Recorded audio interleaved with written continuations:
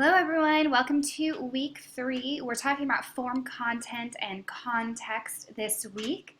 I have graded all of your week 2 work already, so make sure that you take a look at the feedback. Really nice job on the art encyclopedias, probably one of the best group of assignments that I've seen from this class in a long time. So give yourselves a pat on the back. And I hope that doing that, I know that assignment's a bit of a pain, but I hope that doing that has really helped you establish a good understanding of some of this basic art terminology. It's kind of that practice by doing and learning by doing type of thing. So you should have a good grasp on those terms at this point. And really that's just the tip of the iceberg when it comes to art terminology, but at least we got that tip of the iceberg under our belts. So be looking at that. Be looking at your image selection. Some of you do need to reselect images just because either you picked artworks that were dated much earlier than 1830, or you picked something that maybe wouldn't be considered abstract or wouldn't be considered naturalistic. And the reason I do that and I give you a 0 and then say, resubmit and I will regrade it is because I want to really encourage you to reselect and to pick images that are going to set you up to succeed in these papers instead of making your life harder. So it may cause you a tiny bit more work right now going in and reselecting an image or two, but it's really going to make your life easier in the long run. Okay, so week 3, we are back in that visual culture text. We're reading chapter 2 and chapter 4. So chapter 2 is all on form, chapter 4 is on ideology. Chapter 4 is probably the most intense chapter that you'll read in this book, so don't let that scare you, just jump into it aggressively. And as you're reading, if you come across some concepts that you're really struggling with, read it a second time or send me an email and say, hey, this, on page 88, I'm not really understanding where the authors are going with this. I will warn you in the visual culture text, just kind of a little, disclaimer, that on page 100, I believe it is, there is a painting called The Origins of the World, or The Origins of the Universe. It's by an artist named Gustave Courbet, and it is of the genitalia of a woman. It is a painting. It's not a photograph.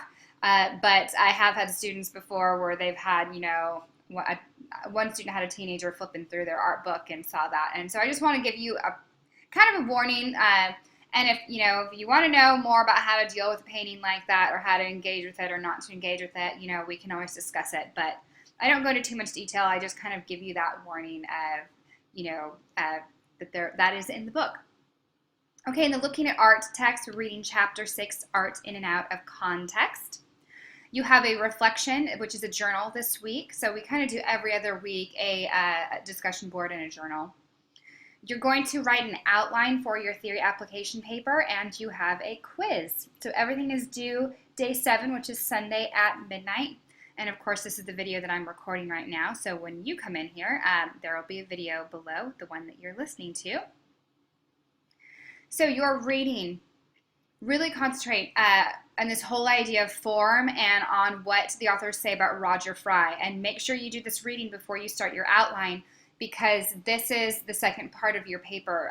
We already talked about Erwin Panofsky and his, all his ideas about iconology and ideology, and his 3 levels. And this week we're talking about Roger Fry, and this is the second part of your paper. So you're going to be doing Panofsky's 3 levels, and then you're going to be doing Fry's 5 emotional elements of design in your papers. So his whole point is that there's more to art than just imitation of reality, and that these are some tools in the artist's toolbox: the rhythm of the line, mass, space, light and shade, and color. And these are tools that the artist will use to manipulate our emotional response. This is why we look at an abstract image and we look at a realistic image or naturalistic image of similar subject matter, so that we can compare and contrast these things to see how 2 artists representing pretty much the same subject can give us completely different emotional responses based on the rhythm of the line, based on the way they've oriented mass and space, the way they've used light and shade, and the way they've used color. That can completely change our understanding of a work of art, can make something naturalistic or can make something abstract. So really focus on this section, especially if you have to reread any part. This is the section to reread a couple of times. And again, let me know if you're struggling with any of the subject matter in this book. So in the visual culture text in chapter 4, we're talking about ideology. And it's going to talk a lot about a man named John Berger. And if you're interested, he did a documentary series called Ways of Seeing, and it is available on YouTube. I've included the link. It's not a required viewing. You will not be tested on it. But if it's something that you become particularly interested in, there it is for you. I like to give these extra enrichment activities just, for your benefit and your own interest. So he came up with this whole saying that seeing comes before words, and so I want you to consider what he meant by that. He talks about making the art of the past mystic and how it's an ideological approach, and how this is both descriptive, it describes the work of art, and it's prescriptive, it prescribes meaning to the work of art. He talks about recontextualizing the past, this idea of a holy relic, that we tend to elevate works of art, iconic works of art, to this status of almost being a religious object, and that we tend to go on pilgrimages to see it. Going to see the Mona Lisa at the Louvre in Paris is almost like a pilgrimage, an artistic pilgrimage or a cultural pilgrimage. That there's something about seeing the authentic original version that we want to check off our bucket list. It makes us feel cultured and important. And I want you to really consider why that is. This whole concept of context. Can a work of art mean something different for us today than it did for its original audience based on our knowledge of the world?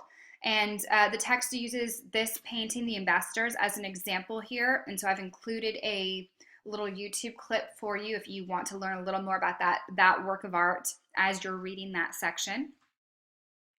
It talks about symbolism of the image, art being polemic. So when you come across that word polemic, make sure you kind of take note and try to understand what that means.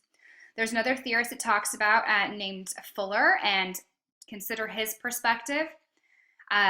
This chapter talks about the politics of gender. How are women viewed in art? So I want you to consider what's the difference between someone being nude in a work of art and someone being naked. I tend to really prescribe nude when we talk about a nude, like a classical nude, say of painting of Venus or Aphrodite, that it's symbolic, right? This person doesn't necessarily have their own identity. They're more symbolic of this idea that, Venus or Aphrodite is the goddess of idealistic beauty, right? So they're representative more of a concept, where someone who is given a really strong identity, we would, and is also unclothed, that there's something different in that. And so I call that the difference between someone being nude versus someone being naked. Naked is more of an identity, where a nude is more of an idea. So you may not agree with that, and that's okay, but it's just something I want you to consider. There's another theorist in here named Laura Mulvey, and she has this whole perspective of the view, the way we view art is from a male point of view, whether we are male or female, that's kind of the perspective we are given in contemporary art especially, and in visual culture. Thompson's 3-part analysis is considered here, and the reason this chapter has so many different theorists going on is because John Berger is kind of a big shot and came up with some really controversial ideas. And so what they do is they present all of his ideas, and then they give you some ideas of some other theorists that may counteract his ideas, or that are kind of giving the opposite side, people who don't necessarily agree with Berger. So Thompson is talking about this 3-part analysis, the social and historical conditions in which texts are produced. So this is another way of analyzing a work of art. The way they are received by real people, so you and I, that we can just consider that alone, and our familiar close analysis of the text under discussion. And this is why I like to do journals and discussion boards, because art doesn't take place in a vacuum, and our understanding of it shouldn't take place in a vacuum. So when we discuss these works together and analyze them together, they can bring about new perspectives. So a lot going on in the reading this week, but some really interesting stuff to be thinking about. Okay, so along with that, your journal this week, you're going to select one of the two prompts. You only need to pick one. One's going to have to do with John Berger and how he believes that we've mystified the art of the past by making it into this holy relic. And this does not mean that art is necessarily religious, right? The Mona Lisa isn't a religious painting, but we treat it as such. So often we go on pilgrimages to see famous works of art and treat the experience of viewing them in a ritualistic manner. So what you will do in this prompt is select a work of art that you believe fulfills this idea of being a holy relic. So it would be better to pick something that's not religious in the subject matter, but you can, because the Sistine Chapel would be considered a holy relic in this context, and of course in the context of it being a religious painting as well. So consider why this is. Why have we endowed in our culture these works of art with this status? Do you think this is a healthy or unhealthy way for us to view art? Be sure to include the actual image of the work of art in your journal entry, please. So embed it right into your journal entry. Number 2, so this is going to have to do with Laura Mulvey and what she says about the gaze being male. So do you agree with her perspective or do you not agree? Support your opinion with evidence from the text. Remember, again, these journals are the equivalent of a page double-spaced 12-point font in a word processing program. That doesn't mean you have to attach anything. Just submit your journal directly into the text editor. So just copy and paste. If you open a Word document, you write out your entry. It's a page double-spaced. Copy and paste it right into the journal prompt. Sometimes the formatting will get a little goofy. That's okay. Don't worry about it. So that is our journal for this week. Again, just select one. Okay, you have your quiz this week, which is going to have to do mostly with that reading. And then this is really our big meat and potatoes of the week is our theory application paper outline. So again, make sure that you've gone in to the week 4 learning activities and that you have read the instructions thoroughly. This is a 6 to 8 page paper. Please don't make it any longer than 10. If you have to go over, don't make it any shorter than 6. Really try to get to that 8 pages if you can, because often I will let you know that when students, they write me 6 pages and then there are places where I know they could have expanded, I will write notes in your feedback about that. So you're going to be submitting this outline at the end of this week, week 3. And the more complete your outline is, the more feedback I can give you for your paper. So please be sure to view the rubric for this assignment as well before submitting. That will give you a better idea of what I'm looking for. Now I've included a Word doc of this template, and I've included a PDF of this template for your outline. So this is the PDF version. This outline, it's 35 points, not a ton, but enough. But the real important thing is that this is going to set you up for succeeding in your paper. I want you to really think of it this way.